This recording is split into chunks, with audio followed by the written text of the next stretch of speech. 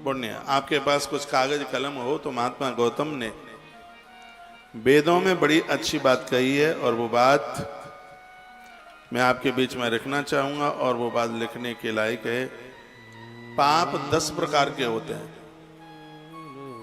पाप 10 प्रकार के होते हैं और पुण्य भी 10 प्रकार के होते हैं।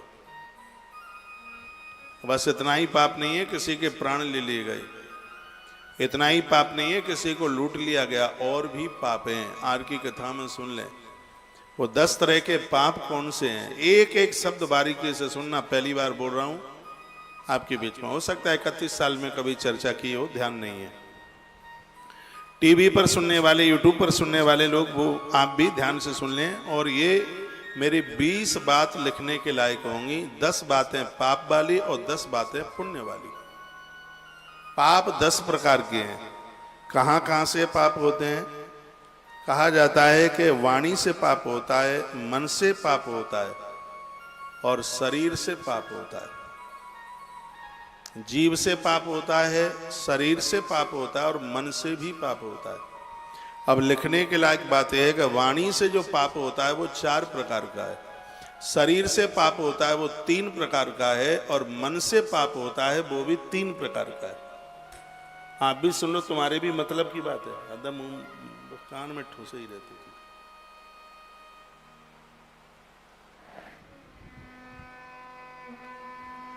जीव से जो, वाणी से, जिह्वा से जो पाप होता है वो 4 तरह का है। तन से जो पाप होता है वो 3 तरह का है और मन से जो पाप होता है वो भी 3 तरह का है। अब वाणी से जो 4 प्रकार का पाप होता है वो कौन कौन सा है? नंबर 1, झूठ बोलना। झूठ बोलना पाप का बाप है। वो लोग बड़े भाग्यशाली हैं ये झूठ नहीं बोलते हैं। लोग कहते हैं कि झूठ बोलने से काम नहीं चलता, और मेरी व्यासपीठ बोलती है सत्य बोले बिना काम नहीं चलता। आप अभ्यास करके देखिए, आप सत्य का अनुसरण कीजिए, आपका एक एक काम बनेगा और फूल की तरह आप जीवन जिएंगे। झूठ बोलना ये वाणी का पहला पाप है। समझदार व्यक्ति को चाहिए वो झूठ ना बोले। हम बहुत छोटे छोटे होते थे, 3री क्लास में पढ़ते होंगे या 4थी होगी, 5 से ज्यादा तो नहीं थी। हिंदी की बुक में लिखा हुआ होता था, आपने भी पढ़ा होगा कि सांच बराबर तप नहीं, झूठ बराबर पाप, जाके हृदय सांच है ताके हृदय आप में से भगवान। झूठ के समान तो भैया कोई दूसरा पाप नहीं हो सकता। गोस्वामी जी ने भी लिखा, वो भी कहते नहीं, असत्य शम पातक पुंजा। असत्य के समान तो पातक नहीं है, पाप नहीं है, अपराध नहीं है। तो वाणी का सबसे पहला पाप है जिसका नाम है झूठ बोलना। अभ्यास कीजिए, सांच बोलिए। पति पत्नी खूब आपस में झूठ बोलते हैं, बाप बेटे भी बोल लेते हैं झूठ। क्या बताएं, गुरु और चेला आपस में झूठ बोल लेते हैं। आप अभ्यास तो करें। महात्मा गौतम ने अपने धर्म ग्रंथ में जो बात कही है, महात्मा गौतम कौन है जानते हैं? माता अहिल्या के पति भगवान त्र्यंबकेश्वर 12 ज्योतिर्लिंगों में इन्हीं के द्वारा प्रकट हुए। माता गोदावरी नासिक में बह रही है, ऐसी महात्मा के द्वारा प्रकट हुई है। उस साधु की मैं बात कर रहा हूं। महात्मा गौतम जब सागर में से, मंथन में से 5 गाय निकली तो उनमें से एक गैया इस महात्मा के पास थी जिसका नाम था सुरभि। ये महात्मा कोई साधारण नहीं है, जिसने बात बोली है वो बड़ी अद्भुत। अभ्यास कीजिए तो ये बिल्कुल हो जाएगा। वाणी के 4 महापाप हैं। बदमाशी। नंबर 1 है झूठ बोलना और नंबर 2 है कठोर बोलना। कठोर बोलना, गालियां देकर के बात करना, ये पाप है। ऐसे पुण्य क्षीण हो जाते हैं। कठोर बोलिए, हाँ, सत्य बोलिए और कठोर बोलिए ऐसा नहीं, सरल बोलिए, सहज बोलिए। कठोर बोलना भी, इसको भी एक पाप कहा गया। 2nd नंबर का पाप है ऊंची आवाज में बात करना, क्रोध में बात करना, बड़ों को बोलने पर उन्हें जवाब देना। पति ने कुछ कहा, पत्नी ने जवाब दिया, माँ ने कुछ कहा, बेटे ने जवाब दिया, सास ने कुछ कहा, बहू ने जवाब दिया, ग्रंथ में महात्मा गौतम ने कहा ये बहुत बड़ा पाप है, ये तुम्हारे पुण्यों को ले डालेगा, खत्म कर देगा, समाप्त कर देगा। इसलिए सहज बोलिए, सरल बोलिए। और आपका वाक्य है वो प्रेम में सना हुआ होना चाहिए। तो क्या कहा जाता है कि झूठ बोलना पहला अपराध है और कठोर शब्द बोलना ये दूसरा अपराध है। कभी तो लोग ऐसा बोलते हैं कि बाण का भी इतना घाव ना हो जितना कि वाणी का घाव हो जाता है, फिर कहेंगे आई एम सॉरी, पहले जूते मार दो फिर सॉरी बोलते रहो। अंग्रेजों का न्याय हो सकता है, भारतीय न्याय नहीं है। इसलिए थोड़ा विचार के बोलिए। मेरी प्रार्थना है, मुझे आपसे नोट नहीं चाहिए, ये जितने श्रोताओं को बोल रहा हूं, मेरी व्यासपीठ आपका परिवर्तन चाहती है। गालियां देकर के बात मत कीजिए, गाली गलौज मत कीजिए। आदमी का पता तो उसकी आवाज से, उसकी वाणी से पता लगता है। हमें माता पार्वती के प्रसंग में ये कुछ बातें बोल रहा हूं, 10 तरह के पाप और 10 तरह के पुण्य, और ये बातें हमेशा हमेशा जीवन में काम में आई हैं। हो सकता है बातें किसी ने आपको बताई भी ना हो। महात्मा गौतम का ग्रंथ कहता है कि झूठ बोलना पाप है तो फिर कठोर शब्द बोलना भी बहुत बड़ा पाप है। अब तीसरा पाप और सुन लीजिए, तीसरा पाप है चुगली करना, जिसे संस्कृत में असूया कहते हैं। चुगली करना भी एक बहुत बड़ा पाप है। आप बहुओं की चुगली करते रहते हैं, सास माँ की चुगली करते रहते हैं, जो मिल जाए। चुगली करते समय तो ये जीव कॉफी भी नहीं मांगती, चाय भी नहीं मांगती, उसका इतना मन लगता है चुगली करने में। आपको पता है चुगली करने वाले चमगादड़ बनते हैं, रामायण के उत्तरकांड में लिखा है। ये बहुत बड़ा दोष है, किसी की चुगली मत कीजिए। लोगों को बड़ा टेस्ट आता है, जैसे कुत्ते को मरे मराए पशु की हड्डी में आनंद आता है, उसे बड़ा रस आता है, ऐसे ही इन स्त्री पुरुषों को चुगली करने में बहुत उसे आनंद लेता है, वो उसे बहुत अच्छा लगता है चुगली करने में। लेकिन यह वाणी का बहुत बड़ा तीसरा अपराध है। यह हमारे पुण्यों को समाप्त कर देगा, यह लोक परलोक सब बिगाड़ देगा। इसलिए चुगलखोर मत बनिए। गुरुदेव वशिष्ठ ने भरत के सामने कहा, यदि धरती का चुगल मरता है तो उसकी मौत पर आंसू मत डालो, यह सोचो कि इसका जन्म क्यों हुआ, इसका जन्म धरती पर नहीं होना चाहिए था। ऐसा अयोध्या में बैठ करके गुरुदेव वशिष्ठ ये बात बोले। चुगल मरे तो उसकी मौत पर आंख में आंसू न निकले, ये गुरुदेव वशिष्ठ बोले भरत के सम्मुख। आदमी बड़ा खतरनाक है, चुगलों के पुण्य क्षीण हो जाते हैं। इसलिए वाणी का ये तीसरा दोष है किसी की चुगली करना। इस दोष से आज ही संकल्प गंगा जल उठा करके लीजिए कि हमें इस दोष से बिल्कुल बचना है। और चौथा पाप है झूठा किसी के ऊपर लांछन लगा देना। उसकी कोई गलती नहीं है, उसे चोरी लगा देना, उसे चरित्रहीनता का दोष लगा देना, व्यभिचार का दोष लगा देना, और कुछ दोष लगा देना। उसकी कोई गलती नहीं है बिल्कुल भी, और तो भी ये वाणी उसको लांछन लगा देती है। ये वाणी का चौथा दोष है। ये भी बड़ा खतरनाक है। सामान किसी ने चुराया है और नाम किसी का लगा दिया। लांछन उसे कहते हैं हमारी सीधी सी भाषा में। आप किसी के ऊपर टीका टिप्पणी करते हैं, पहले उसका पता लगाइए क्या बात सही है क्या, नहीं तो जो वाणी के जो 4 अपराध हैं उनमें से चौथा अपराध है किसी को लांछन लगा देना, यानी किसी को झूठा दोष लगा देना। ये चौथा अपराध है। यह भी हमारे पुण्य क्षीण कर देता है, यह भी हमारा वैभव खत्म कर देता है। और चोरी लगाने में मिनट नहीं लगती, देर नहीं लगती, किसी को बुरा बोलने में देर नहीं लगती बिल्कुल। ये वाणी कितने अपराध करती है। ये 4 अपराध तो रोजाना करती है। ये झूठ बोलती है, कठोर बोलती है, झूठ भी बोलती है, कठोर भी बोलती है, चुगली भी करती है। ये इतना बुरा है, इतना बुरा है, पता नहीं क्या तुम्हारा बिगाड़ दिया। 4 अपराध प्रत्येक दिन वाणी कर रही है। जीव 4 अपराध रोज कर रही है, 365 दिन कर रही है। 365 दिन, नहीं तो आप पूछ लीजिए अपने आप, यदि ना कर रही है तो ये वाणी के ये 4 अपराध हैं। समझ में आ रहा है? चौपाइयां तो मैं आपको सुनाई दूंगा, ये बात बहुत जरूरी है जो प्रसंग में आई गई है बात तो। अब शरीर के 3 अपराध है। ये भी बड़े खतरनाक हैं, बड़े विषैले हैं। जो शरीर, ये 3 अपराध, शरीरेण हिंसा स्तेयम मैथुन, ये शरीर के 3 अपराध हैं। नंबर 1 हिंसा, किसी को अनावश्यक रूप से पीड़ा देना, ये क्या हिंसा नहीं है? ये भी हिंसा है। उसे कष्ट देना, उसे रुलाना। आप किसी के साथ ऐसा व्यवहार करते हैं वो फूट फूट करके रोता है। किसी को तलवार से मार देना ही हिंसा नहीं है। अनावश्यक रूप से किसी को कष्ट देना, उसे पीड़ा पहुंचाना, यह शरीर का पहला अपराध है। ये शरीर से अपराध होता है। बिना कारण के किसी को दंडित करना, मारना, पीटना, अपना पेट भरने के लिए पशु पक्षियों को मार डालना, जीव हिंसा कर देना, उनकी हत्या कर देना, ये शरीर का पहला पाप है। और ये यदि हो गया तो व्यक्ति बिना दुर्गति के बच नहीं सकता। ये मैं 10 पाप बता रहा हूं, उसके बाद 10 पुण्यों की भी बात करूंगा। तो अभी वाणी के 4 पाप आपने सुनिए। इसलिए क्या कहा जाता है, इस शरीर से भगवत कार्य कीजिए, परमात्मा का काम कीजिए।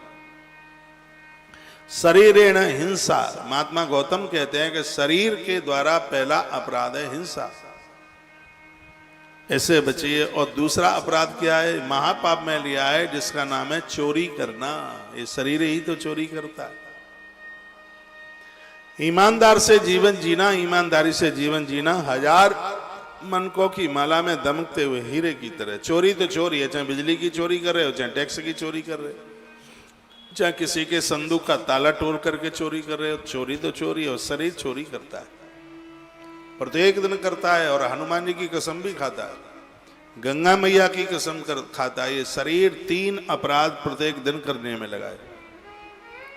और आप कहते हैं हमें सुंदरकांड सुनाते हैं, हनुमान चालीसा सुनाते हैं, पीपल देवता की परिक्रमा लगाते हैं, फिर भी हमारे काम बिगड़ रहे हैं।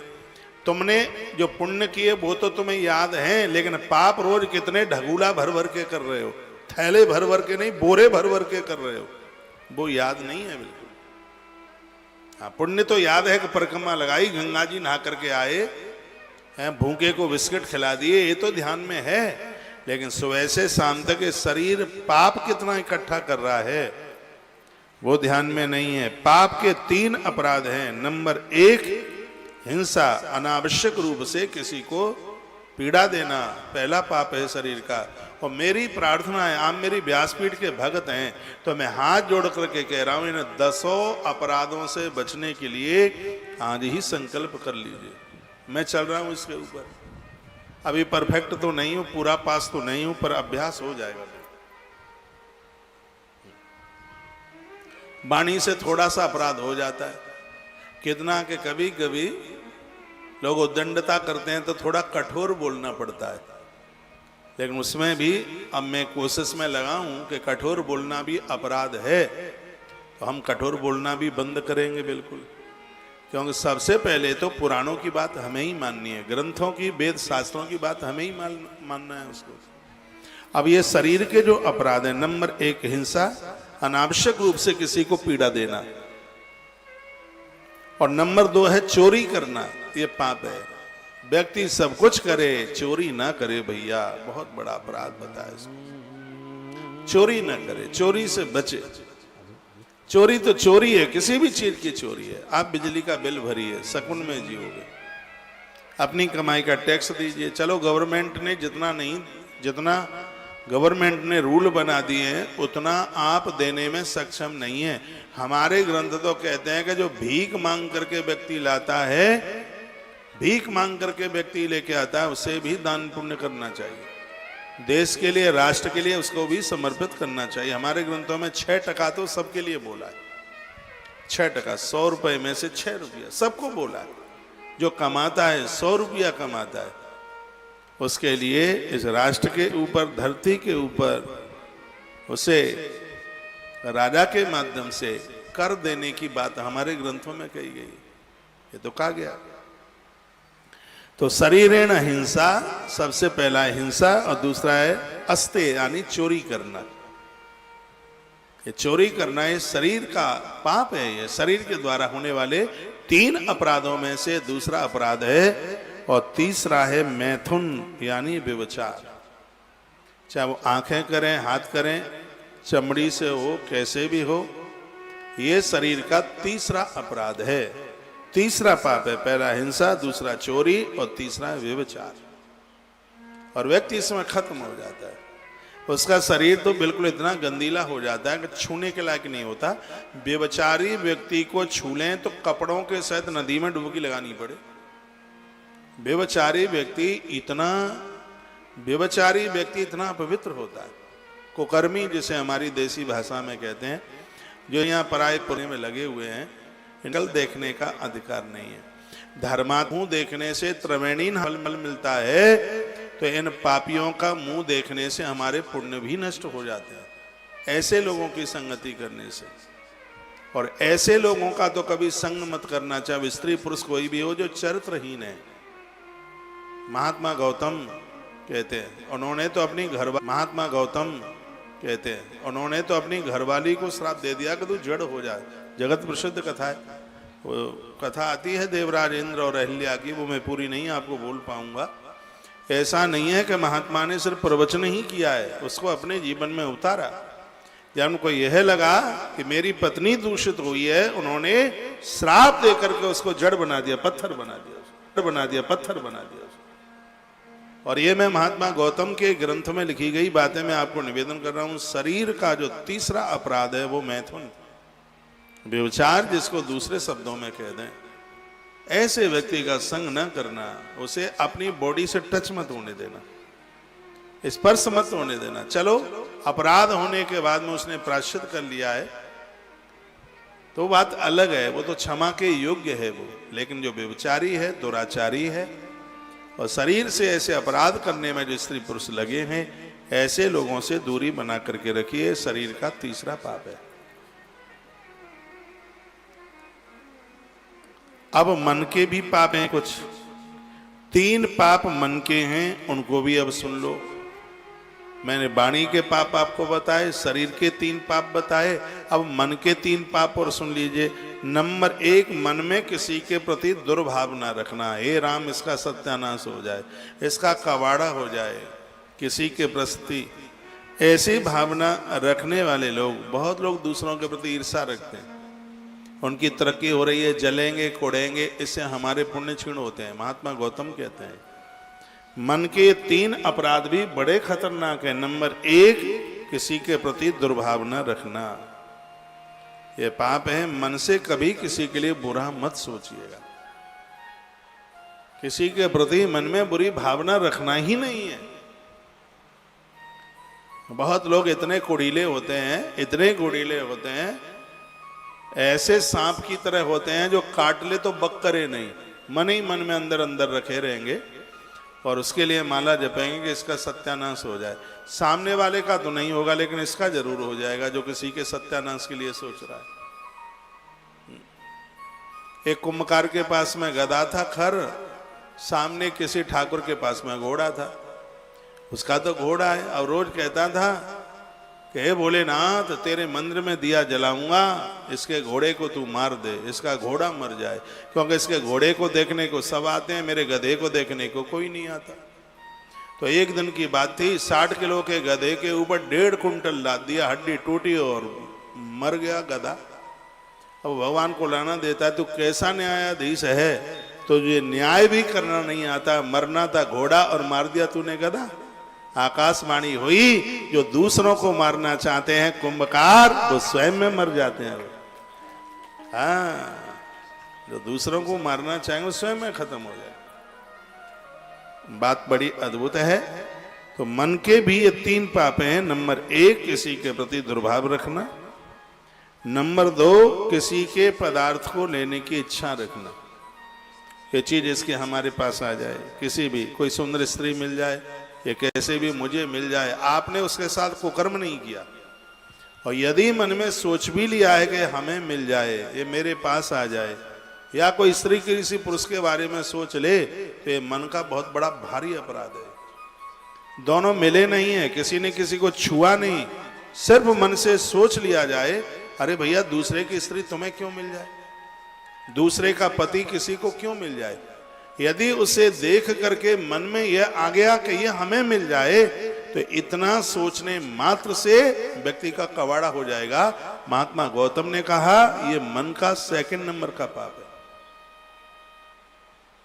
उसमें बहन का दर्शन कीजिए, उसमें बेटी का दर्शन कीजिए, पुत्री का दर्शन कीजिए, कल्याण तो तब होगा ना। ये मन का पाप है। और तीसरा पाप है मन का, उसका नाम है नास्तिकता। नास्तिकता का मतलब है कि ईश्वर के बारे में जानकारी है कि ईश्वर है, फिर भी ईश्वर को मानते नहीं है। आजकल के युवाओं में ये बहुत बड़ा अपराध हो रहा है। भगवान को नहीं मान रहे, देवी देवताओं को नहीं मान रहे। ये है मन का पाप है ये, और ये कबाड़ा कर देगा ईश्वर को न मानना। और धिक्कार की तो बात है, खुद नहीं मानते, दूसरों को भी नहीं मानने देते। ये और देख लीजिए, हम जैसे लोगों पर तो बस नहीं चलता, नहीं तो ये हमें भी भगवान से अलग कर दें। सीधी बात है, ईश्वर से जुड़े हुए व्यक्ति को जो परमात्मा से, संतों से, ग्रंथों से दूर करता है, यह मन का 3rd नंबर का पाप है। उसी को तो नास्तिकता कहते हैं। ईश्वरीय सत्ता को न मानना, ईश्वर की सत्ता को न मानना, यह मन का तीसरा पाप है, जिसको नास्तिकता कहते हैं। तो अब यह आपको ध्यान में रहेगा। 10 पाप कौन कौन से, एक बार मैं संक्षेप में फटाफट रिपीट कर रहा हूं। वाणी के 4 पाप हैं, झूठ बोलना, कठोर बोलना, चुगली करना और किसी के ऊपर लांछन लगाना, ये 4 है। तत्पश्चात शरीर के 3 पाप हैं, हिंसा करना, चोरी करना और व्यभिचार करना। अब मन के 3 पाप हैं, कौन कौन से हैं? मन में किसी के प्रति दुर्भाव न रखना, किसी भी चीज को जो नहीं चाहिए, असत्य है, झूठी है, अपराध है, उसे अपना मान लेना और उसे प्राप्त करने के लिए अपने धर्म को तिलांजलि दे देना, ये मन का पाप है। तीसरा, ईश्वर को न मानना, ये तीसरा पाप है, ये मन का पाप है। तो सजग समझदार व्यक्ति को चाहिए कि यह 10 अपराधों से बचने की कोशिश करे। अब 10 पुण्य सुन लीजिए। ये तो अभी 10 पाप सुने, अब 10 पुण्य और होते हैं। वाणी के 4 पुण्य हैं, शरीर के 3 पुण्य हैं और मन के भी 3 पुण्य हैं। तो ये आप और सुन लीजिएगा, ये भी बड़ी अद्भुत कथा है। आप सब से अगर समझदार लोग बैठे हैं तो मैं शरीर से ही आरंभ कर देता हूं। शरीर से 3 पुण्य आप प्रत्येक दिन कर सकते हैं। सुनो, आप भी सुनो। शरीर से हुआ है तो पुण्य भी शरीर से ही होना चाहिए।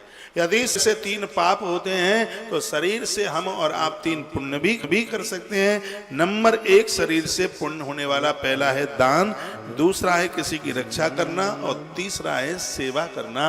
ये शरीर से तीनों पुण्य प्रत्येक दिन होते हैं। देखिए, मेरी कथा में कहानी किस्सा तो नहीं है, कथा में दर्शन है। बिल्कुल कथा में परिवर्तन होता है। इन कथाओं को सुनकर लोगों का जीवन बदल रहा है, बहुत जोर से बदल रहा है। तो देखिए, शरीर से 3 तरह का पुण्य होता है। नंबर 1 है दान। दीजिए, शरीर से परमात्मा ने हट्टा कट्टा शरीर दिया है, इससे आप देने की कोशिश कीजिए। आपके पास 4 रोटी हैं, 2 खाइए, 2 बांट दीजिए। ईश्वर ने आपको आपकी जरूरत से ज्यादा दिया है, बिल्कुल जरूर दीजिए। 2 महापुरुषों की जीवनी मेरे माथे में गूंज रही है। एक का नाम है भामा शाह, जिसने 500 साल पहले 25 लाख रुपया महाराणा प्रताप की झोली में डाल दिए। 500 साल पहले 25 लाख कितना होता होगा, आप बताइए। आप, सेना भूखी मर रही थी, कोई व्यवस्था नहीं थी। वैश्य खानदान में जन्मे थे भामा शाह। आज भी कोई बहुत बड़ा दानी होता है तो उसको भामा शाह कहा जाता है। 500 साल पहले जिस व्यक्ति ने 25 लाख रुपया महाराणा प्रताप की सेना के लिए उड़ेल दिया, अभी तक इस धरती पर इस कलयुग में इतना बड़ा दानी नहीं हुआ। चाहे किसी ने कितना भी रुपया पैसा कमाया हो, कितना भी दान दिया हो, लेकिन इस कलयुग में, अभी मैं कलयुग की बात कर रहा हूं, और युग में तो कर्ण का बहुत बड़ा नाम आता। कर्ण महादानियों में नाम उसका आता है। युधिष्ठिर से बहुत आगे था कर्ण, युधिष्ठिर से बहुत आगे था कर्ण। मैंने बहुत बार उसकी चर्चा की है। इसलिए वो मौत पांडवों को और भाइयों को नहीं मिली जो कर्ण को मिल गई थी। कर्ण का अंतिम संस्कार भगवान ने अपनी हथेली पर किया था। वो साधारण व्यक्ति नहीं था जिसकी चिता में अग्नि का दहा स्वयं द्वारकाधीश करते हैं। कोई साधारण बात है क्या यह? तो मैं चर्चा इस कलयुग की मैं कर रहा हूं। भामा शाह इसने दिया। मैं अभी किसी पिछली कथा में मैं बोल रहा था कि व्यक्ति को दानी होना चाहिए। उसमें 1939 में बिरला जी ने एक पत्र अपने पुत्र वसंत के लिए लिखा था। उन्होंने लिखा था कि सब शक्ति परमात्मा की है, यदि शक्ति को न समझा जाए, इसका दुरुपयोग किया जाए तो तुम्हारी फैक्ट्री के जितने औजार हैं ये सब शैतानों के हथियार बन जाएंगे। इसलिए बेटा, जो भी धन हमारे पास हमारी जरूरत से ज्यादा है वो धर्म पुण्य करने के लिए। पानी को इकट्ठा करके रख दोगे उसमें से बदबू आएगी, धन को भी रख दोगे तो इतने दुर्गुण चल करके आ जाएंगे कि पीढ़ियों की पीढ़ी खत्म हो जाएंगे। धन ज्यादा मिला यहाँ तो तुम छोड़ जाओगे, बच्चे खा जाएंगे, रिश्तेदार खा जाएंगे। मधुमक्खी शहद इकट्ठा करती है, मधुहारा तोड़ ताड़ करके ले जाता है, कमाता कोई है, विल किसी ने खोदा है, रह कोई रहा है।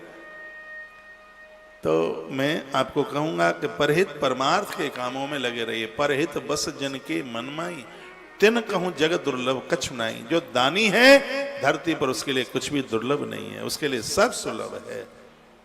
देने की भावना रखिए। ये शरीर का पुण्य है, ये शरीर से कमाने वाला पुण्य। ग्रंथ कहते हैं कि भिखारी भीख मांगता है, भिक्षाटन के लिए निकलता है, उसको भी उसमें से कुछ अंश दान के रूप में निकालना चाहिए। कितना अच्छा लिखा कि जो शरीर दान नहीं करता वो शरीर रुग्ण हो जाता है। हाँ, इसमें दुनिया भर की व्याधियां लग जाएंगी, बीमारियां फंस जाएंगी, इसमें बिल्कुल हो जाएगी। इसलिए दानशील, ये बात मेरे भेजे में बैठी है। हाँ, तो बहुत सक्षमता है भगवत कृपा से। विद्यार्थी काल में भी ये भावना बनी रही है कि हम इस शरीर से कुछ देने की भावना रखें, कुछ दें कुछ। ये बात मेरे और आपके सबके लिए। ब्राह्मण के 6 काम हैं तो उसमें ये भी तो विद्या पढ़ना, विद्या पढ़ाना, यज्ञ करना, यज्ञ कराना, दान लेना, ब्राह्मण के लिए दान देना। नहीं तो फिर याद रखना, इन 3-4 लोगों की औलाद बढ़िया निकल जाए तो भगवान की बड़ी कृपा है। एक वकील साहब, एक पुलिस वाले, एक डॉक्टर साहब और एक पंडित जी महाराज। दान पुण्य नहीं करोगे तो बिगड़ जाएंगी औलादें। इसलिए ध्यान रखिएगा इस बात के लिए। इसलिए शरीर का पहला पुण्य शरीर से आप कमा सकते हैं, वह है दान, और दूसरा है रक्षा करना। जीव की रक्षा कीजिए, जीव को मारो मत, नीचे भी चलो। देखो, बिछौना भी चद्दर फटफटा करके उसमें कीड़े मकोड़े ना मर जाएं। चूल्हा जलाते हैं तो आप देखिए कीड़े ना मर जाएं। आपकी शरण में आया हुआ है, उसकी रक्षा कीजिए। यह भी शरीर से कमाए जाने वाला एक पुण्य है। इस प्रकृति को बचाने का काम कीजिए। रक्षा में वृक्ष भी आते हैं, पेड़ों की रक्षा करो, संस्कृति की रक्षा करो, देश की रक्षा करो, राष्ट्र की रक्षा करो। ये सब रक्षा में ही तो आता है। ये फौजी लोग, सिपाही लोग मुझे बहुत अच्छे लगते हैं। मुझसे मिलने वाला फौजी जब अपनी ड्यूटी पर जाता है तो मैं तो उसकी थान लेकर के आरती उतारता हूं। वह अपने धर्म में जी रहा है। जो शरीर से 3 प्रकार का पुण्य कमाया जाता है, उसमें रक्षा करना भी तो है। बेटियों की रक्षा कीजिए, गर्भ में इन बच्चियों को मत मरने दो। ऐसा काम घिनौना करना मत जिसमें बच्चों का कत्ल किया जाए। ये शरीर से कमाने वाला पुण्य है। जीव की रक्षा कीजिए, भूखे रह लेना लेकिन किसी के प्राण मत जाने देना। जीव की रक्षा करना, सबको अपना जीने का अधिकार है। रक्षा करें, देश की रक्षा करें, राष्ट्र की रक्षा करें, बेटियों की रक्षा करें, माता पिता की रक्षा करें, जीव जंतुओं की रक्षा करें, वृक्षों की रक्षा करें, प्रकृति की रक्षा करें और अपने धर्म सनातन की भी रक्षा करें। यह शरीर का धर्म है। ये तालियां तो आपको बजानी ही नहीं है, चाहे कितना भी बजने की बात बोल दूं मैं।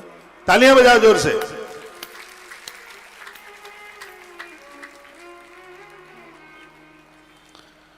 और शरीर का तीसरा पुण्य है, वह है सेवा करना।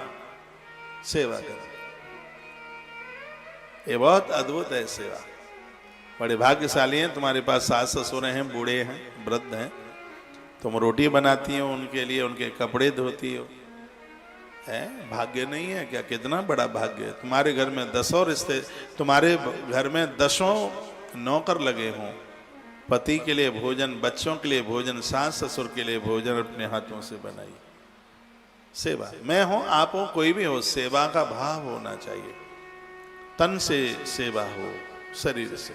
शरीर की सेवा बड़ी प्रभावशाली होती है। हनुमान जी ने राम जी की सेवा शरीर से करी, तो क्या आज उसका प्रभाव दिख नहीं रहा है? सेवा कीजिए, पेड़ों में पानी लगाइए, वृद्धों के लिए कुछ कीजिए, दीनों के लिए कुछ कीजिए, शरीर को सेवा में खपा दीजिए। सेवा करते करते व्यक्ति सेवनीय हो जाता है, बंधनीय हो जाता है, प्रणाम करने के लायक हो जाता है। तो शरीर से कमाने वाले 3 पुण्य जिंदगी में कभी भूलना नहीं है। नंबर 1 दान, दूसरा है रक्षा, तीसरा है सेवा। ठीक है, रामायण की एक चौपाई बोल के चलूं आगे, क्योंकि अभी तो मैंने शरीर के ही तो पुण्य बताए हैं 3, अभी वाणी के 4 रह गए हैं और मन के 3 रह गए, वो भी सुनना है। अभी 7 बकाया है ना पुण्य। सोधन धन प्रथम गति जाकी, सोधन धन प्रथम गति जाकी, धन पुण्य ते सोई पापी, सोधन धन प्रथम गति जाकी, सोधन धन प्रथम गति जाकी, धन पुण्य रति मति सोई पापी, सोधन धन प्रथम गति जाकी, धन पुण्य रति मति सोई पापी। श्री राम जय राम, जय जय राम, श्री राम जय राम, जय जय राम, श्री राम जय राम, जय जय राम, श्री राम जय राम, जय जय राम, श्री राम जय राम, जय जय राम, श्री राम जय राम, जय जय राम, श्री राम जय राम, जय जय राम, श्री राम जय राम, जय जय राम, श्री राम जय राम, जय जय राम। बोलिए शंकर भगवान की जय हो। यदि आपके पास कागज है तो कलम से 3 वाक्य और लिख लेना। ये 3 चीजें आज आपके पास में हैं, कुछ समय के बाद ये नहीं रहेंगी, इसलिए तीनों का प्रयोग कर लो। वो 3 चीजें कौन कौन सी हैं? एक का नाम है समय, एक का नाम है संपत्ति और एक का नाम है स्वास्थ्य, आरोग्यता। ये 3 है। आज समय है आपके पास, और आपके पास आज संपत्ति भी है, और आपके पास आज बढ़िया सा स्वास्थ्य भी है। तो पुण्य आज ही कमा लें, इसको कल के लिए ना छोड़ें। प्रत्येक दिन को सौमती अमावस्या बनाइए, प्रत्येक दिन को संक्रांत बनाइए, आपका हर दिन मंगलवार हो, आपका हर दिन एकादशी हो। आपके 11 तत्व अपराध नहीं करते, उसी दिन तो एकादशी हो जाती है। 5 ज्ञानेंद्रिय, 5 कर्मेंद्रिय, 10 और 11वां मन ये उत्पात नहीं करता, खोटे काम नहीं करता, तो 365 दिन आपकी एकादशी होती है, आपकी 11 होती है। ये 3 वाक्य कभी मत भूलना। एक का नाम है समय, एक का नाम है संपत्ति और एक का नाम है स्वास्थ्य। ये हमेशा नहीं रहेगा, एक दिन जाना होगा। चाहे 70 में जाए, 75 में जाए, 80 में जाए, 90 में जाए, 100 में जाए, जाना पड़ेगा। संपत्ति भी छूटेगी, निरोगता भी सब छूट जाएगा, बचेगा क्या? टाइम आज है आपके पास, कल के लिए नहीं सोचना। 1 साल पहले उन लोगों को पता नहीं था कि हम 2025 का दशहरा नहीं देखेंगे, और वो आज हमारे बीच में है नहीं। क्या भरोसा है इस जिंदगी का, साथ देती नहीं है किसी का। हमारे ऋषि, हमारी साइकोलॉजी, हमारा दर्शन इस बात के लिए है, बोलता है कि ईश्वर ने कृपा की है आज तीनों चीजें, नहीं तो ये तीनों चीजें लोगों के पास होती नहीं है। वो बड़े भाग्यशाली है जिनके पास तीनों है, समय भी है, स्वास्थ्य भी है और संपत्ति भी है, तीनों है उसके पास। ईश्वर ने उसे तीनों दे दिए और तीनों को पाकर के और राक्षसीय काम करे, निशाचरी काम करे, अरे धिक्कार है। ये तीनों को तो पाकर के वो देवता बन जाए, धन को धर्म में लगा दे, शरीर स्वस्थ है, अच्छे काम करे, समय का उपयोग करे, एक मिनट भी फालतू ना जाए उसका। आप दुकान पर ज्यादा बैठते हैं, बिल्कुल गलत नहीं है, 60 साल तक बैठना ही चाहिए। मैंने तो यहां तक पढ़ा है, वो भी सुन ले, वो भी लिखने के लायक है, 25 साल तक जिसने पढ़ाई नहीं करी उसका जन्म लेना ना लेना बेकार है, उपनिषद में लिखा हुआ है। 25 से लेकर के 55-60 तक जिसने धन नहीं कमाया उसका जन्म लेना और न लेना एक बराबर है। 60 के तत्पश्चात जिसने भजन नहीं किया, समाज में इज्जत नहीं कमाई, उसका जन्म लेना और न लेना एक बराबर है, व्यर्थ है। 60 के बाद सब छोड़ दो, सामाजिक काम करो, लेकिन 60 तक तो दिन रात मेहनत करो, 60 हासो पाठा, हाँ मेहनत करो, धन धर्म के लिए कमाओ। धन कमाना बिल्कुल बुरा नहीं है, धन ना कमाओगे तो 4 पुरुषार्थ में तो धन की गिनती आती है। जो धन है वो धर्म का भाई है, सगा भाई है, खास भाई है। और धन का मतलब माइनस नहीं होता अंग्रेजी में, धन को इंग्लिश में प्लस कहते हैं, वृद्धि, वृद्धि, बढ़ोतरी है। धन को धर्म में लगाओगे तो वृद्धि हो जाएगी, और धन अधर्म में चला जाएगा तो माइनस में चले जाओगे। और एक बात मैं आपको निवेदन करना चाहूंगा, जो खाया वो मिटाया, खा लिया वो तो मिट गया, और जिसने जो दे दिया उसने बो लिया, वो बो दिया उसने, ये भी हमारे ग्रंथ कहते हैं। जिसने जो दे दिया, जरूरतमंदों को दे दिया, उसने तो बो लिया, और जिसने खा के खत्म कर दिया उसने तो बर्बाद कर दिया बिल्कुल। और याद रखना, धन धर्म पर खर्च करने से कम नहीं होता, धन ना देने से धन में कमी आ जाती। मैंने तो देखा है भैया, पहले भी हम कथाएं करते थे, ऐसी बात नहीं है। पहले भी कथा 31 साल पहले आरंभ करी थी, जब दान पुण्य कम था तब कम आता था, और आज ज्यादा दान पुण्य हो रहा है तो ज्यादा आ रहा है। पूरी दुनिया जुड़ गई है, लेके खड़े हैं महाराज जी, हमसे भी ले लो, हमसे भी ले लो, हमसे भी ले लो। हम कहते हैं परमात्मा जिसका लेगा उसी की ही यहाँ पर हाजिरी लगेगी। ये तो हमने अपने इस जीवन में देखा है। मैं तो एग्जाम्पल में अपने खुद को ही देखता हूं। जिस दिन आप देना बंद कर दें, ना कंगाली आ जाए तो मेरा नाम बदल करके रख देना। जब तक आप देते रहेंगे तब तक आप संभाल नहीं पाएंगे, और जिस दिन देना बंद कर दिया उस दिन खात्मा खत्म हो जाएगा बिल्कुल। इसलिए सो धन धन प्रथम गति जागी, धन की गति पहली यही है, उसको आप लुटाते रहे, उसको आप बिल्कुल देते रहें। तो मैं अब मन से 3 प्रकार के जो पुण्य प्राप्त होते हैं वो और सुन लो आप, फिर हम भगवान के जन्म की तरफ चलेंगे। आज की कथा बड़ी मांगलिक है। मन से 3 प्रकार के पुण्य होते हैं, लिख सकें तो लिख लेना। मन से एक पुण्य होता है जिसका नाम है दया। ये मन के 3 प्रकार के पुण्य, दया, मन से जीवों के ऊपर दया करते रहिए। तुलसी दयान छानिए जब तक घट में प्राण, गरीबों के ऊपर, दीनों के ऊपर दया रखिए। ये मन का पहला पुण्य है, दया करना। दूसरा है लोभ ना करना। ये मन का सेकंड नंबर का जो पुण्य है, लोभ मत करो, उदार बनिए। लोभी व्यक्ति का पेट बाहर निकल के आ जाता है, छाती अंदर धंस जाती है, और उदार व्यक्ति की छाती बाहर निकल आती है और उसका पेट अंदर घुस जाता है बिल्कुल। तो आप दाता बनिए, लोभ नहीं। लोभ को तो उन दोषों में कहा गया है, नाथ नरक के पंथ, जो कि माता मंदोदरी ने रावण को यह बात कही थी। लोभी व्यक्ति को बार बार जन्म लेना पड़ता है, बार बार मरना पड़ता है, और उदार व्यक्ति का कल्याण एक ही बार में हो जाता है। आपने देखा होगा, आलू अपना फल नीचे दबाता है, गाजर उसने भी अपना फल नीचे दबाया, पौधा और भी आप देखिए सलगम, मूली इत्यादि, इन्होंने अपने फलों को जमीन में दबाया।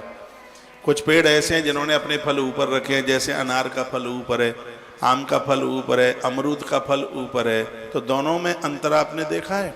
जिन्होंने अपने फल जमीन में छिपाए दबाए, उन्हें हर बार उखड़ना पड़ा और हर साल लगना पड़ा।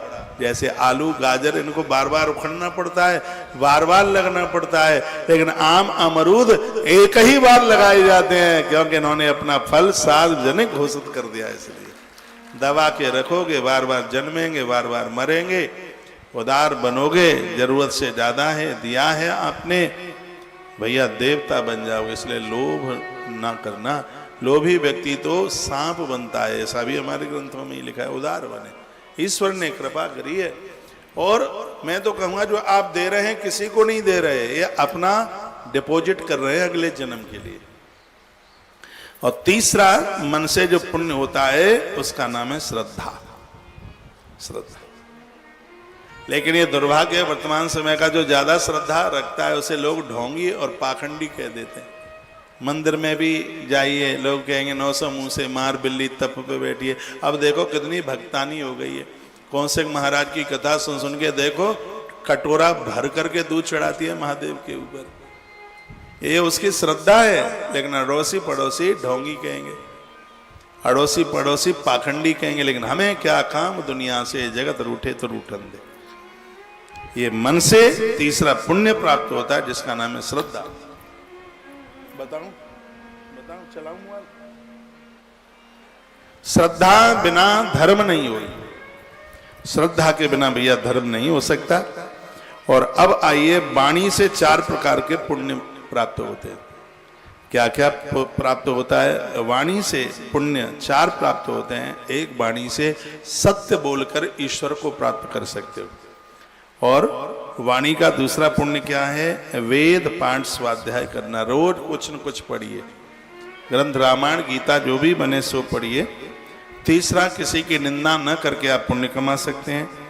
और चौथा, महापुरुषों की बड़ाई करके, अच्छे लोगों की बड़ाई करके आप एक बहुत बड़ा पुण्य कमा सकते हैं। तो यह जीवन 10 पाप भी कमाता है प्रत्येक दिन। तो ये जिंदगी प्रत्येक दिन में 10 पुण्य भी, 10 प्रकार के पुण्य भी यह जीवन ही कमाता है। ये बात आपके बीच में हमने निवेदित की है। और हमें बिल्कुल यह विश्वास है, अवश्य में भी यदि इनको जिंदगी में, जीवन में उतार लिया जाएगा तो जीवन बिल्कुल खिल जाएगा, जीवन आनंद से भर जाएगा। जिंदगी में किसी भी प्रकार की कभी कोई कमी नहीं रह सकती। आइए